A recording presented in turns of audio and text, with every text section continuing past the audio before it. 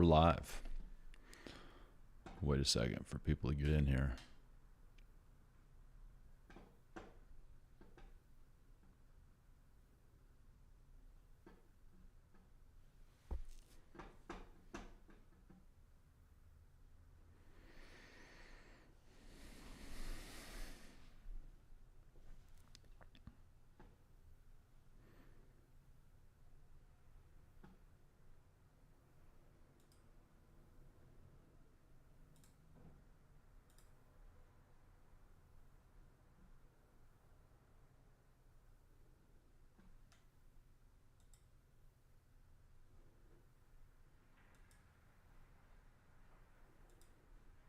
Oh, here we go.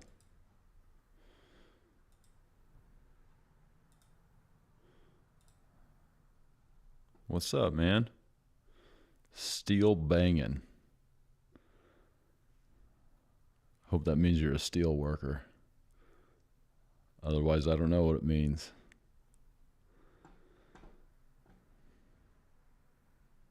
I'm going to get on it here in a second. I don't care if it's only you, man.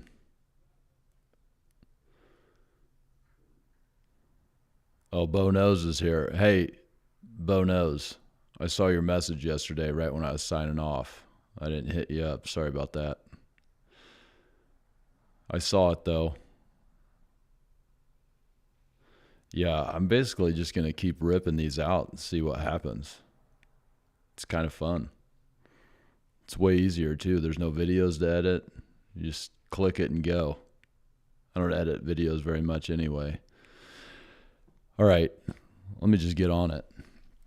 Okay, so a question came up in the oh, it could be a drummer. Yeah, that's right. Good call. I didn't think about that.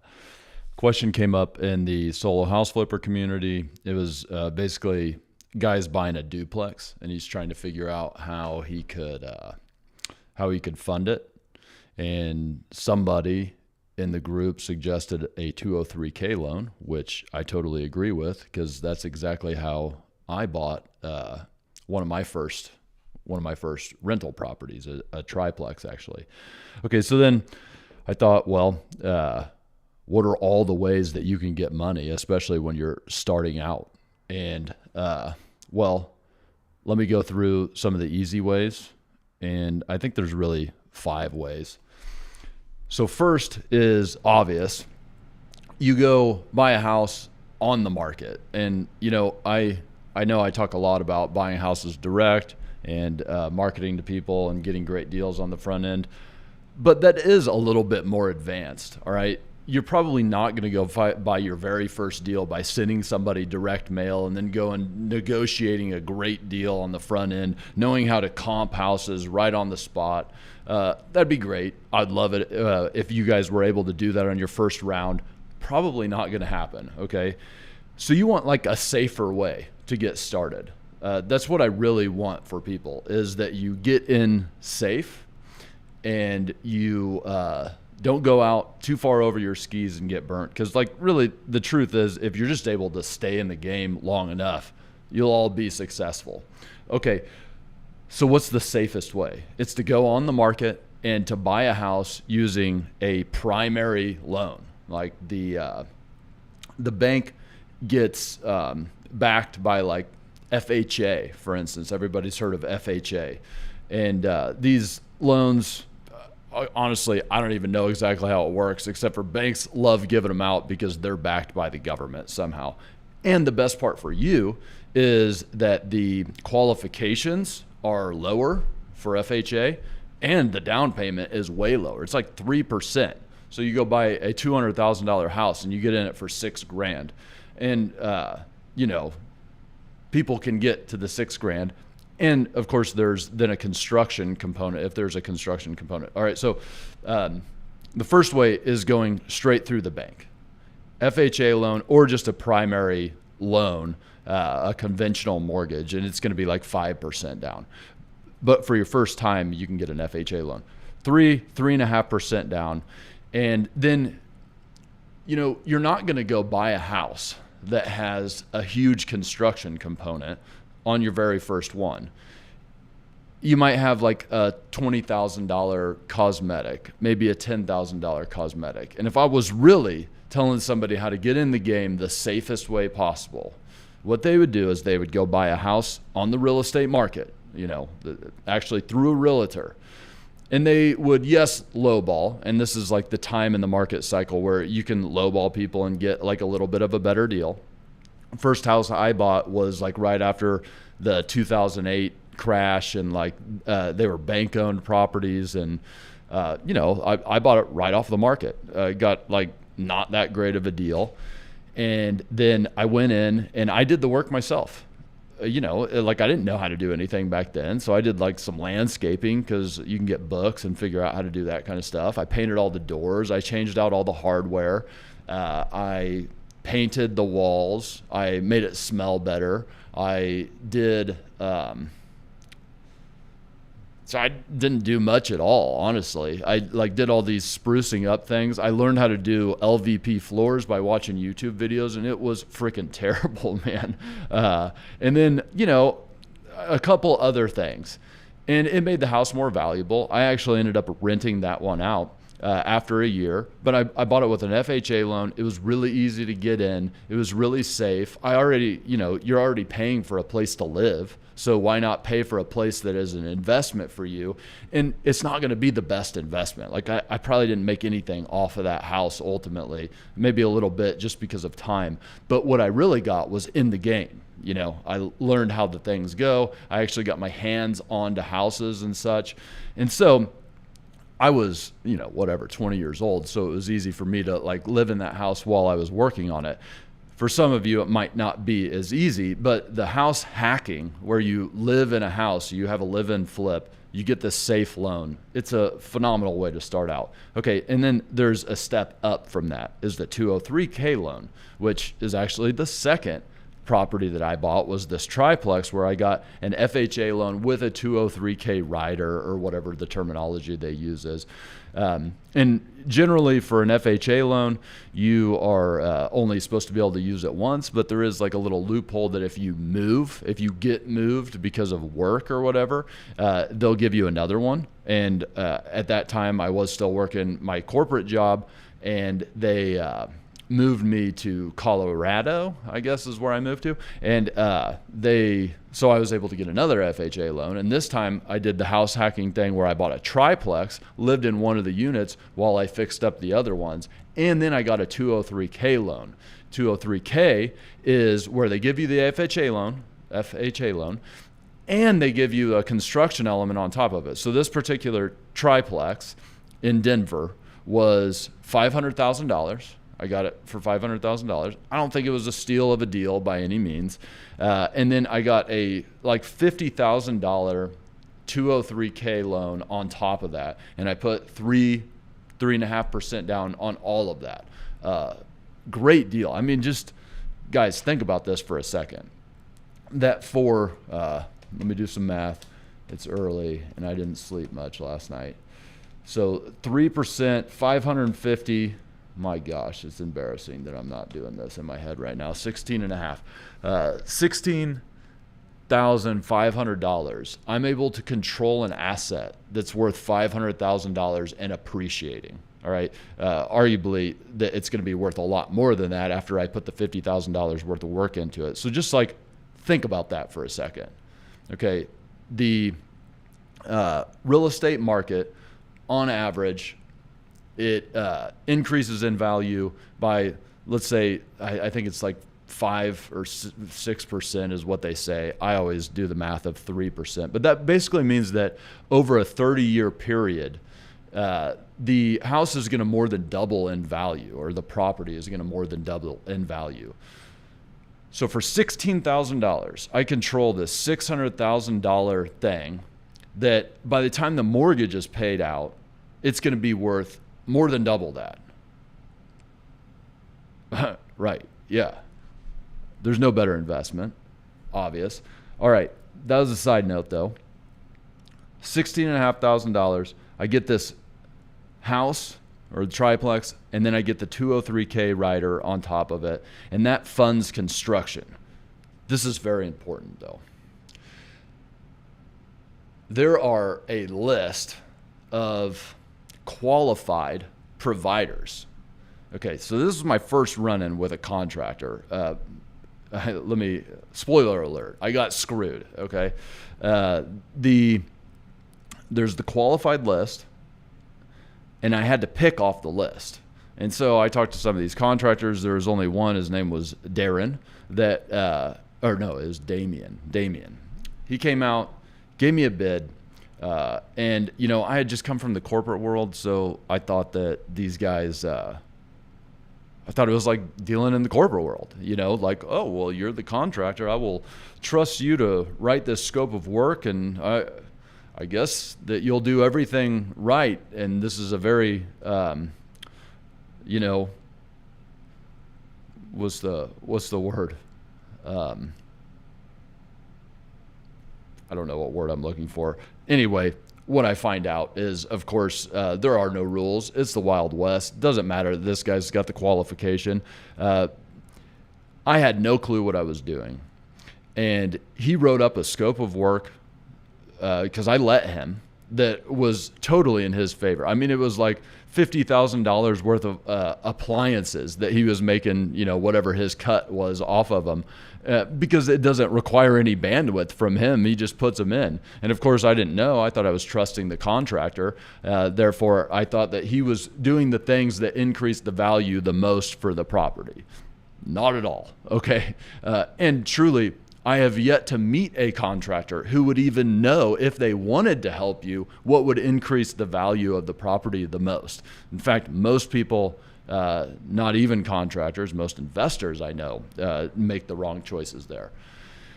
So the $50,000 basically got wiped. I didn't get much work done at all. However, what I did get done by that, the one silver lining, is by watching those guys do it, I was like, I could do this. I could totally just be the GC myself. And that's when all of that started for me. But the 203K loan, that's what it did. $50,000. Had to hire the contractor that was qualified to do the work. I could have done a way better job managing. You'll do a way better job managing. That's the best way to get in. No doubt, especially in a situation where it's a multifamily. You get a multifamily, you live in the whatever unit's the most livable for you, and then you put the least amount down, manage the contractor, get the work done. There you go, and then you can rent out the other two sides, or the other side if it's a duplex, and it's the best way to get started in the game. Next would be a commercial bank loan. So we are talking about conventional mortgages. Then you have like a commercial bank loan, which they're basically going to see the problem with a conventional mortgage is you buy a house for $200,000. You'd have to put 5% down. Right, or 3% down if you're doing the FHA, 3.5% down. But then you would have to come out of pocket with the construction, unless, of course, you did the 203K loan, which we just talked about. But the FHA thing is only available to you once. So you could get a conventional mortgage again later if you moved into another house. But you would still have to fund construction out of your pocket. So you would have, on a $200,000 house, you'd have to come out of pocket 5% of $200,000, $10,000. And then you'd have to fund construction as well. So if there was a cosmetic renovation, let's say it's $25,000 or less, maybe you're doing a little bit of that work yourself as you're just getting started out. But let's say it's $25,000. Now you're the $10,000 plus the $25,000 out of pocket. That starts to get a little bit more tough for people. So what you do is then, instead of a conventional mortgage, then you do a commercial mortgage. And plus, if you're not going to live in the house, you're going to have to do a investment type of loan anyway. So they'll let you put 5% down if you're going to live in the house. Okay. But you can only live in the house every couple years, right? Because basically part of signing for that loan says that, hey, I'm going to live in this house for X amount of time, and that's why I'm getting this better rate. So if you want to go buy a true investment home that is not one that you're going to live in, they're going to make you put 20% down at that point. So same house, $200,000. Now you put $40,000 down, plus the $25,000 renovation is probably going to come out of your pocket. So then that's when it starts to get really difficult for people. So they move to commercial lending from a bank. This is where the bank's giving you money, and it's not this Fannie Mae, Freddie Mac, or FHA backed type of mortgage. Commercial mortgage, though, does have an advantage that they may make you put 10% down or whatever percent down. Let's say 10% down, going to be different. These products vary a lot, but let's say it's 10% down. So I have this house that's $200,000. I'm going to put a $25,000 construction element in it. But instead of separating those things out, the bank's going to say, hey, we'll give you 10% of that full loan. So now you have 10% of the $225,000. So now you're putting 22.5 down instead of what was the number before, 60 something. That gets a little bit easier to swallow. Honestly, guys, I use commercial mortgages for commercial properties. So I have a commercial development going on, and I did use a commercial bank product. But for house flipping, I don't find it to be very good.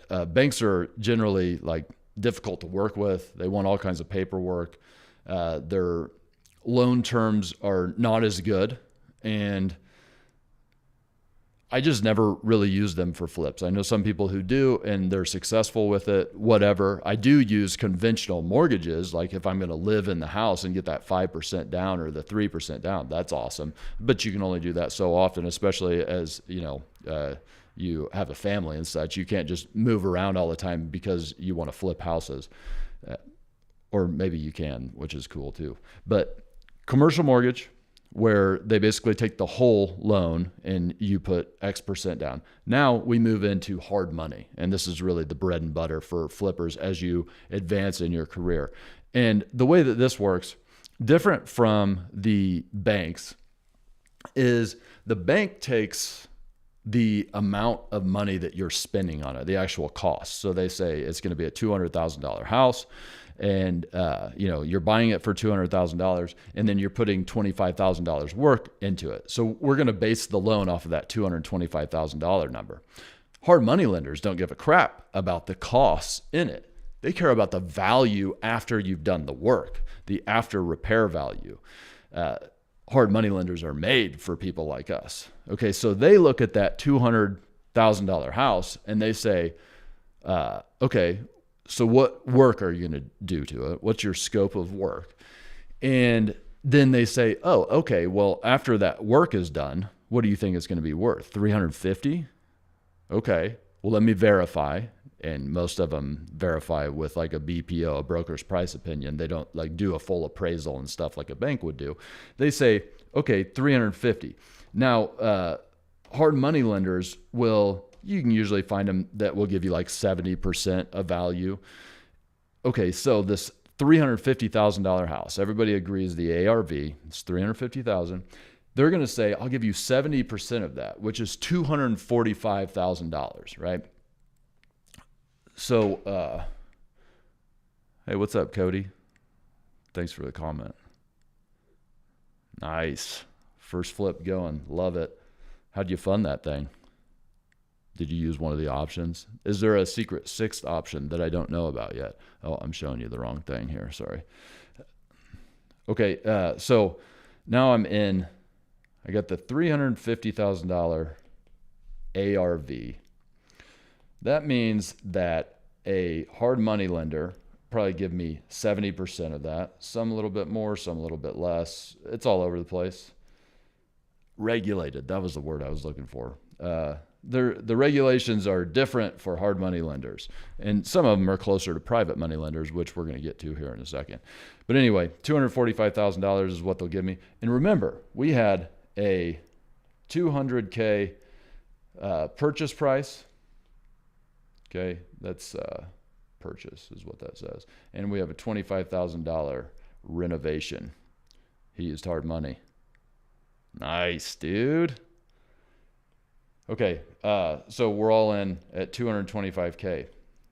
guys, this is the secret sauce right here, by the way. You see that this lender, this hard money lender, if you find the right one, all right, Cody here, he might have used like a more institutional hard money lender, which they're going to have more regulations, not maybe by the government necessarily.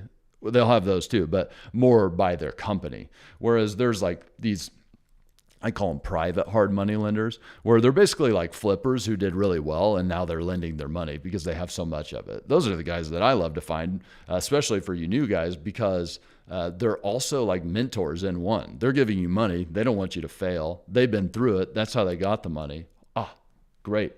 And it's like they don't have anybody telling them what to do. They'll just give the money to the people that they believe in the most. So be believable, inable. All right, so 225,000. So you see there's a gap here of 20K. Okay, so that's cool. What happens to that gap money? Well, here's what I do with it is I say, oh, you know what? Yeah, I thought it was going to be 225K, but it's actually 245. Weird. That works out perfectly. And then, well, I teach this all the time that I have the OpCo, you know, here's Ross, and then I own OpCo, and then I own HoldCo. And this is where I buy the properties. Okay, so this is the hard money lender is lending to the HoldCo, and then the OpCo is the person I'm hiring to do the work. Thank you. And I actually have to pay them the 45K. So now I get my grocery money as I'm flipping the houses. By the way, this is how you make your short-term cash as you're doing the like medium-term cash chunks. Okay, so that's how a hard money lender works. Obviously, to do this, you have to get a phenomenal deal up front. I talk about that all the time. If you don't, okay, you're going to have to bring some money to the table, which is fine too.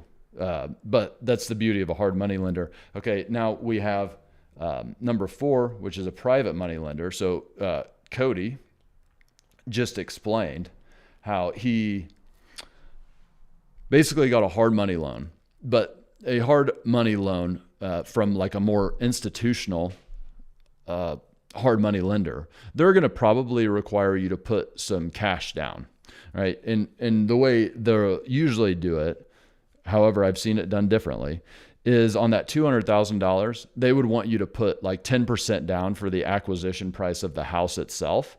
So 10%, $20,000 they'd want you to put down on the house purchase. And then they would probably fund the rest, and then they would fund 100% of the construction funds. The reason that the hard money lenders like to do this is because then they control the construction and the draws. So they know that you're, not messing up the house, that you're actually improving the value. And so their money is safer. That's why they generally do that. Okay. But anyway, what Cody's talking about is he's got that 10%, the $20,000, and he doesn't want to come out of pocket, which is fine. And so he went and found private money. He found an investor of some sort. Could have been somebody he knows with some money, somebody trying to get in the game, somebody who doesn't want to have to deal with all the crap. And then, they lent him the money. There's different ways to do it. We're not going to get into all that right now. But that is like a combination of the things. So let's talk about private money a little bit. That is what private money is. I always call this like rich uncle money. That's how people usually start, is they call friends and family. This is, I've personally never liked private money because early, I'm not like talking trash on it, like you shouldn't do it. Okay. But hear me out real quick. What a lot of people do is they tap, friends and family and such. And I always felt uncomfortable doing that early on when I needed the money. And then by the time I felt like, oh gosh, I like really know how to do this stuff and people should give me money to do it because, I'd be good. I'd make them a lot of money. By that time, I didn't need the money anymore. So that's kind of how it worked. but it is a phenomenal way to get in. I just honestly can't give the best advice on it because that's not how I came up in the business. What I did was partnerships, which is like a form of it. I did partnerships where I would say, basically I grew my construction company. So I had the hammer, and I knew how to go get the deals. So at the time I had a wholesaling company as well. And I would just go to people that I knew and say, hey, you bring the funds, I can get all this stuff done. I can get us the best deals. I can get all the construction done. But we're partners, so I just felt differently about it. Once again, not that there's anything wrong with it. It wasn't the route for me. And talking about private money. And since it was not the route for me, I cannot give great advice on it. And I don't like to just blow a bunch of smoke over here. I like to tell you about things that I actually did that I actually know will be effective for you. All right. So there were partnerships. You didn't know though that I was writing this on here the whole time, because sometimes I forget to switch the screen because I'm not a streamer, guys. I'm just trying to learn. Okay. Partnerships. Then there's private equity funds and syndications, which are super advanced options. And I don't want to talk about those. I am part of both a private equity fund and a syndication, but it's complex. And it's like, I think it's not probably what I want to teach people at this point, because it's just like by the time you get to that point, you're not going to need me to teach you anything anymore anyway. So, and that's what I would prefer. I would rather you guys stop watching because you got so damn wealthy you didn't care anymore, and then you can make the decision on your own whether you want to go hyperspeed and do syndications and private equity and all that crap, and or if maybe instead you just want to buy real estate at will and enjoy other things, and maybe the other things you enjoy are starting other businesses. That's my problem. I just always wanted to start other businesses, and that's what real estate allows me to do. Hey, I'm going to read some of you guys' comments here. Sorry, once again. All right, so Bo Knows is saying, is the OpCo also a property management company? That's right. So, guys, I struggle with knowing exactly how complex I should go here, because I don't want you to, you just watch a lot of stuff out there, and everybody seems like they're doing a whole bunch of things. And being behind the curtain, I know that it's not as cool as it sounds. Okay, but yes. Okay, I do have multiple companies. Again, it's not as cool as it sounds. Okay, it's a bunch of headaches all the time, and there's like reasons why things have to be set up that way. But yes, it would be more complex than that. If we want to get into it, this is my last name. Okay, and so there are multiple little opcos. Really, like, as you mentioned, PM. There's construction. There's wholesaling. Not anymore, actually. I don't like that business at all.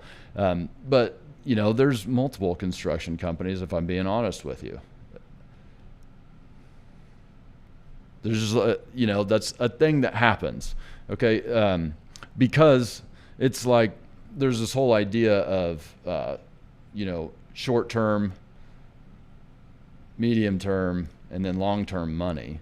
And that's the one downside of real estate, is like the long term stuff is really good. You buy rentals, they keep feeding you, and ultimately over time, a long time, they also become short term money.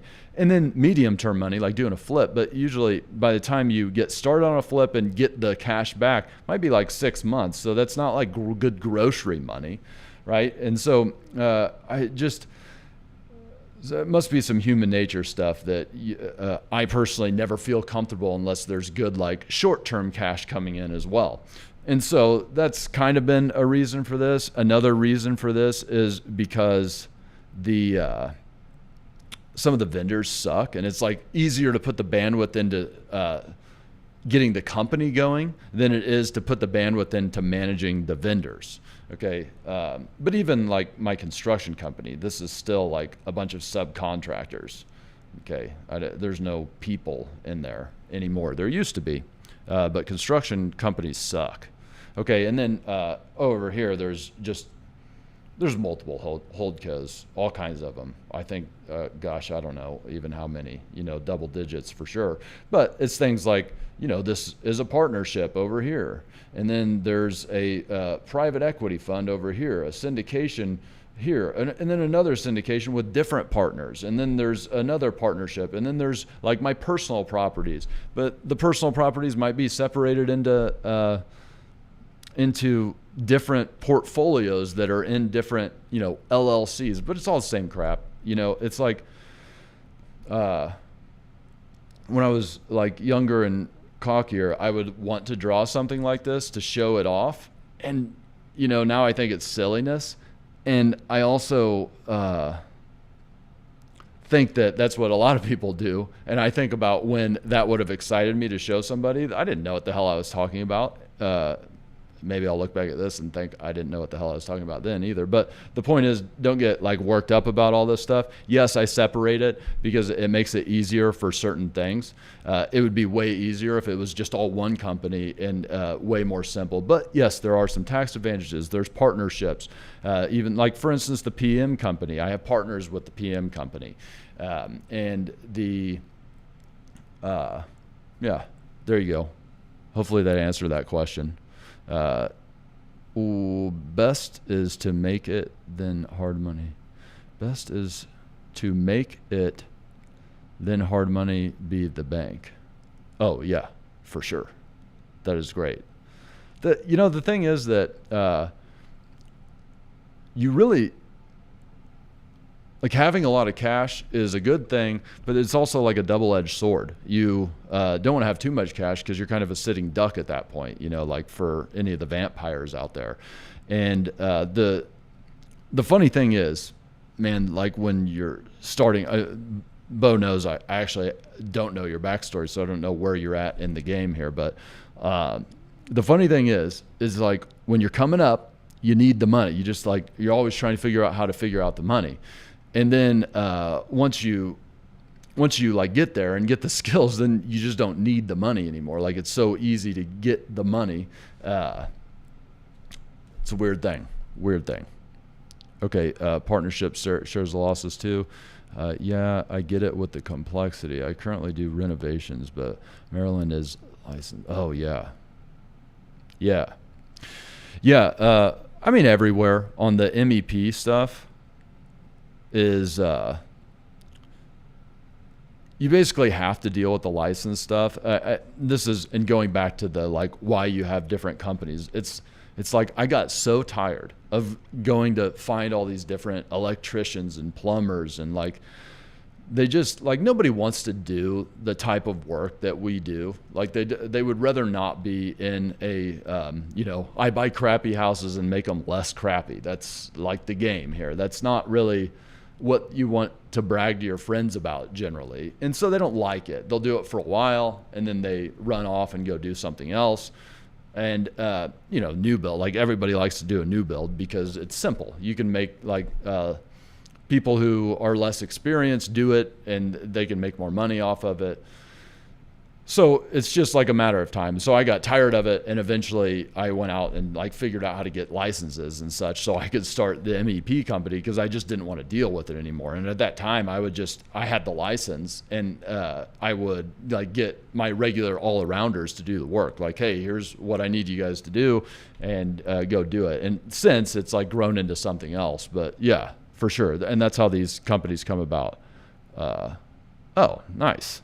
Okay, you're in the school. Great, man. Starting out with bad credit. Hang on, let me hit Cody here. Would you say full private rich uncle? Nice. Rich uncle's money is better than all hard money or other options?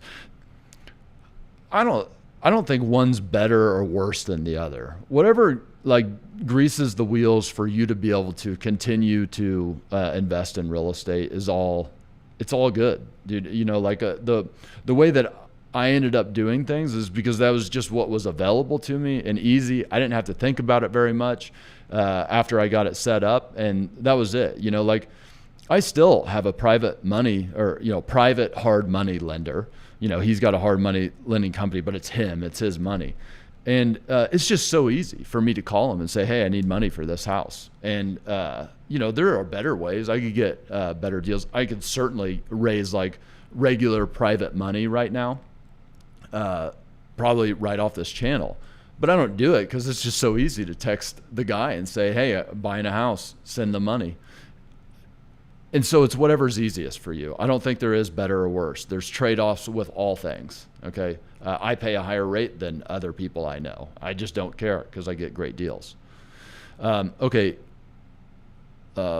Starting out with bad credit. This will blow your mind, I think, that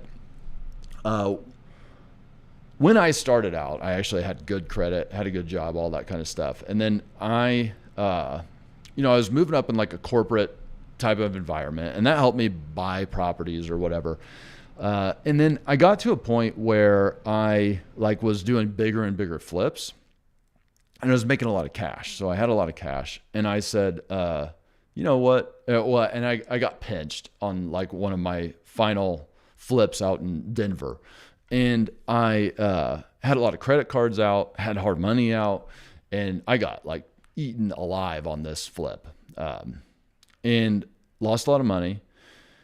And I decided, I can't pay the credit cards. Screw them. I don't care about credit anyways. I'm going to end up getting a lot of cash once this finally does sell. Now, I made sure I paid the private hard money lender because it was a person, and I didn't want to screw over a person. And I did a lot of things, like including selling off one of the rentals I owned to pay this guy. Anyway, by the way, he's one of my partners now because I did him right. So, the importance of doing people right. But the credit card companies, at the time said, screw it. I don't care about credit anyway because I'm going to have this cash. So I burned my credit score to the frickin' ground. And then later, I thought you could just do everything in cash. Later, I learned more, and I realized, that's really silly because the whole world runs on credit. And if you're not playing that game, it's not very smart. Okay. So I went, like the year that I bought 100 houses, for instance, and held, probably more than half of them as rentals. I had a 600 credit score, like maybe even worse. So it doesn't matter is the point. Okay. Because there are hard money lenders who don't care about they don't care about your credit score. If you find the right ones, you might have to dig. You're not going to find the institutional ones. They probably will look. Their standards will be lower. And I'm not saying you could be like absolute zero credit and, make this work, but it can be much lower than people expect. Okay, so hard money, they only care about the deal, not the person as much, especially if you present yourself correctly. And then you have on the back end, obviously, if you get the hard money and you're selling, fine. But I said I held these as rentals. True story. There are lenders who they don't care. They're just DSCR lenders, debt service coverage ratio. And they're basically like the hard money of the long-term fixed rate world. And they look at the deal and they say, hey, it's cash flowing. This guy's good. They do have some standards with the credit score, but I mean, mine was crappy and I was able to get these loans. They have tightened things up a little bit, but guys, the point is here that most people you talk to, they're going to say, that can't be done. This can't be done. Oh, you can't do it this way. It's all bull crap, man. There are a bunch of people who, they just didn't figure it out because they tried to go through the front door was closed, and they said, I guess this doesn't work for me. Everybody who makes it in something, they found a side door somewhere. You just got to look for them. I spent a lot of time doing just that. There's always a way. Okay. Let's see here.